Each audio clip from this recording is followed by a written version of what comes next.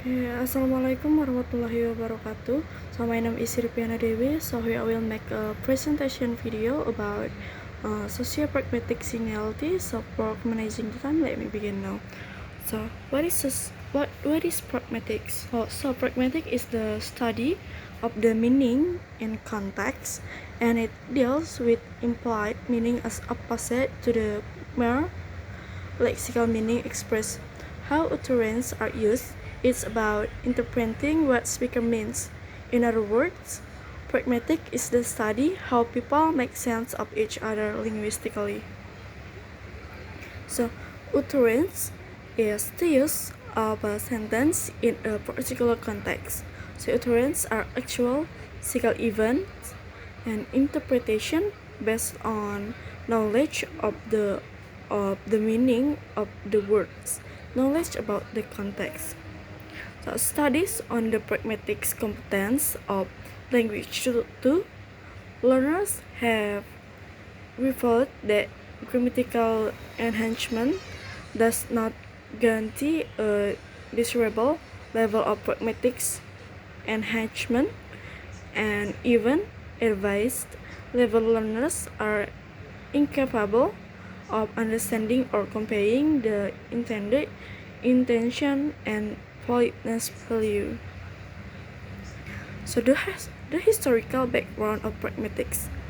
Ancient Greece, Rome being practical, it is in language philosophy that linguistic pragmatic possesses its foundation, and it's emerged as a result of ideas regarding the function and the use of language by philosophers such as Wittgenstein, Austin, Shelley, and Greece. The first definition of pragmatic was given by Morris, the study of the relation of sign to interpreters. So commonly utilized definition of pragmatics are presented. Pragmatics is the study of those relations between language and context that are grammaticalized or encoded in the structure of language. The theories of pragmatic words do not have meaning by themselves. So, speech act theory. Austin founded speech act theory on the belief that speakers do not only utilize language to say things, but to do things. When we use language to do something, we are performing a speech act. For example, time out, shotgun. Three components of speech act. He distinguished three components of speech act. First, the locutory act. Second, illocutionary act. And the last one is perlocutionary act. Okay, first we talk about the locutionary acts. So the locutionary acts, speaker's utterance, the performance of an utterance, semantic and syntactic aspect. Example, close the window. So second is illocutionary act. So illocutionary acts, speaker's intention. Real, intended, meaning conventional force.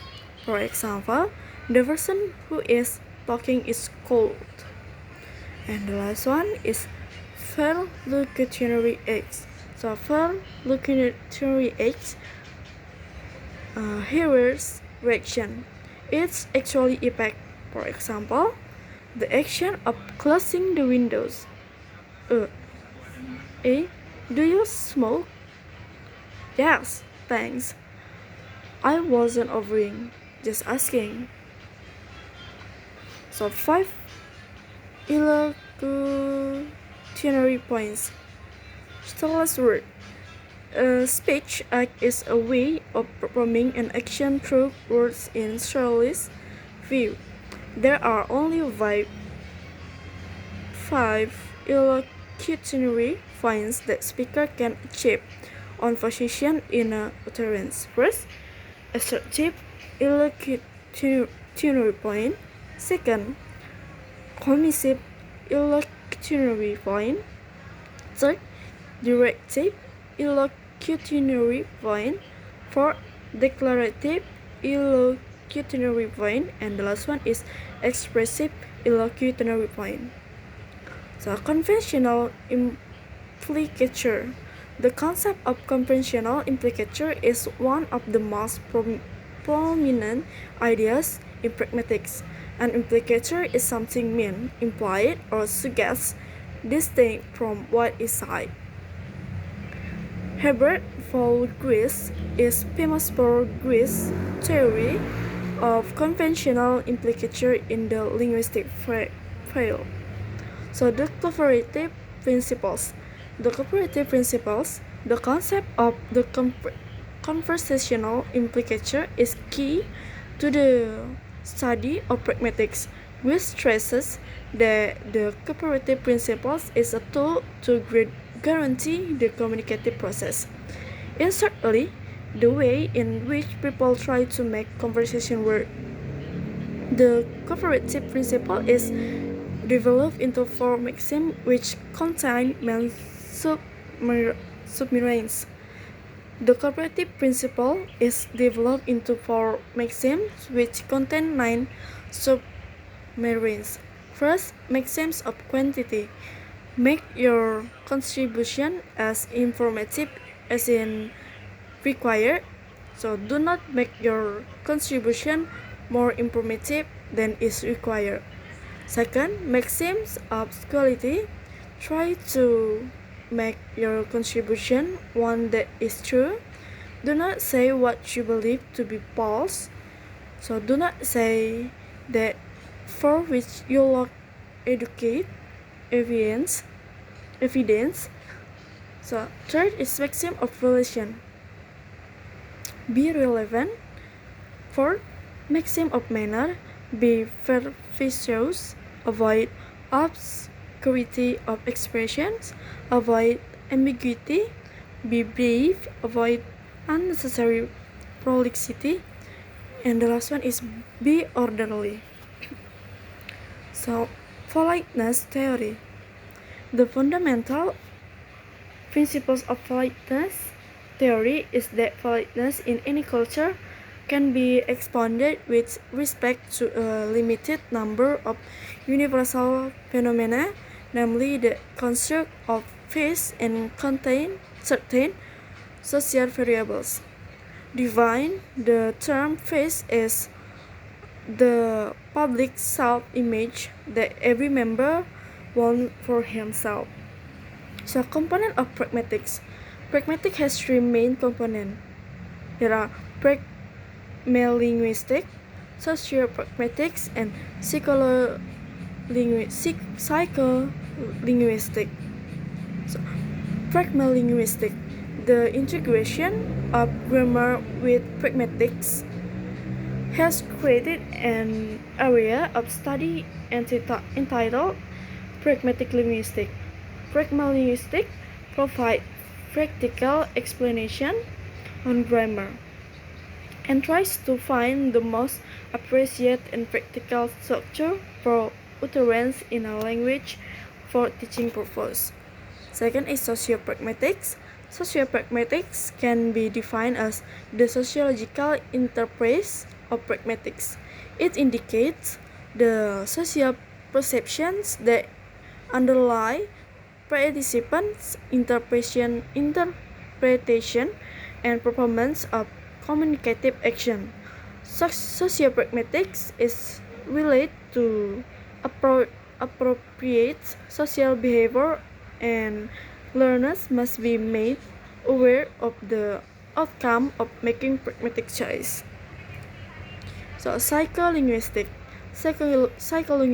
deal with how children and non-native learners learn or acquire a foreign language.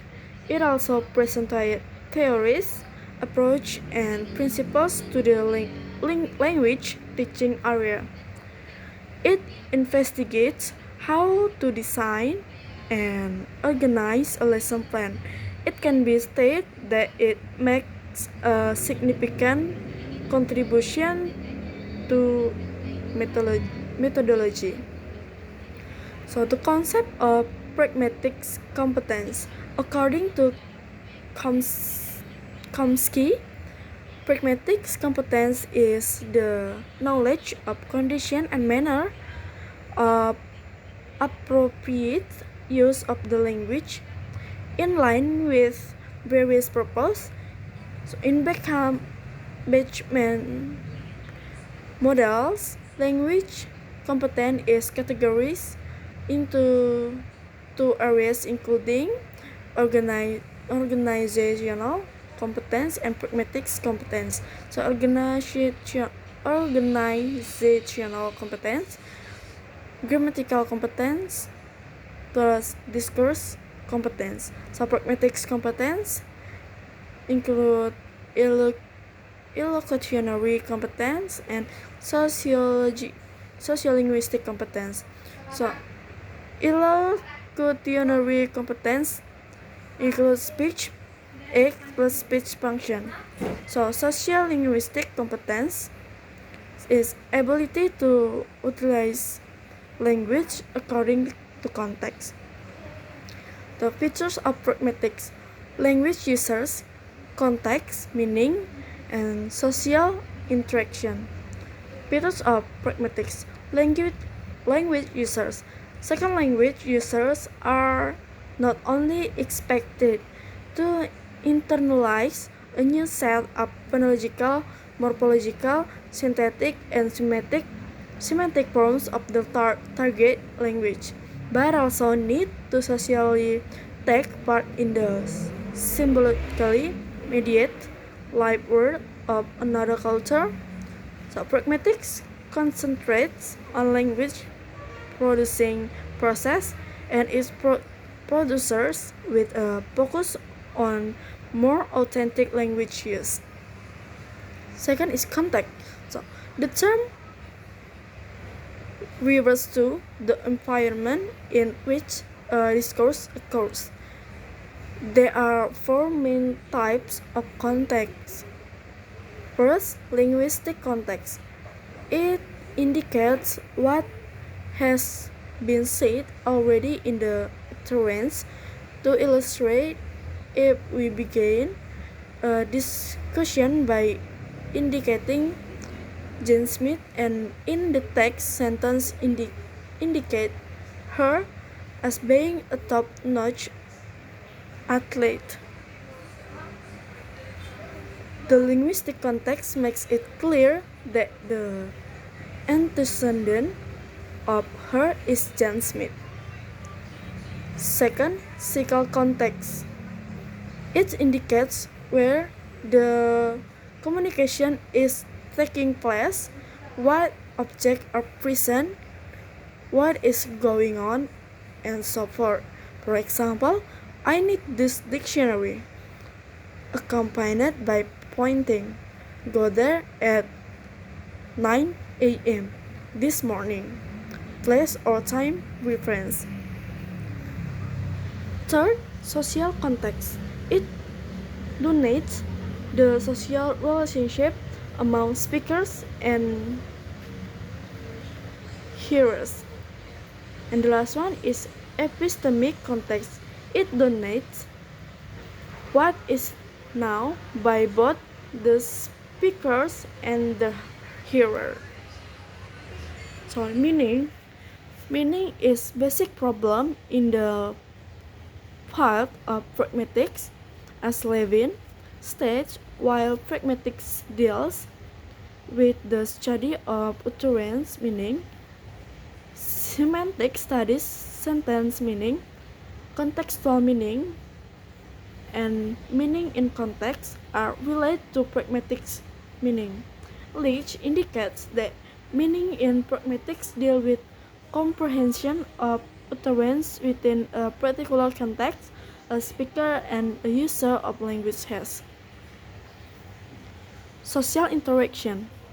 Casper and Rose indicate that social interactions donate either spoken communication containing at least two people or all kind of written and mixed modes of communication. As Rebecca stressed, it is fundamental for foreign language teachers and learners to be fully aware of various kinds of social interaction which can help them to become socially competent in communication and to know to deploy this knowledge powerfully. So, categorization of pragmatics knowledge. Pearch and Casper categorize pragmatics knowledge into declarative pragmatic knowledge and procedural pragmatic knowledge. Component of declarative pragmatic knowledge. First, linguistic knowledge, rules of linguistic field, phonological, morphological, syntactic, and semantic levels. Second, speech act knowledge, verbal act plus sociocultural community. Third, discourse knowledge, coherence in discourse. Fourth, sociocultural knowledge, everything about sociocultural. Fifth, context knowledge, context determining factors. Sixth, knowledge of the word extracting com knowledge. Component of procedural pragmatic knowledge. Goal, formation, and context analysis. Goal is actional plus proportional plus context plus model content. So goal result of content analysis. Second, verbal planning. A, syntactic structure, and B, lexical material. Third, monitoring execution. The linguistic tools match the functional specification, the speakers monitors, the hearers respond to the execute act. Okay, I think that's all about pragmatics in ELT. So I do apologize if I make a mistake, and the last I say, Assalamualaikum warahmatullahi wabarakatuh.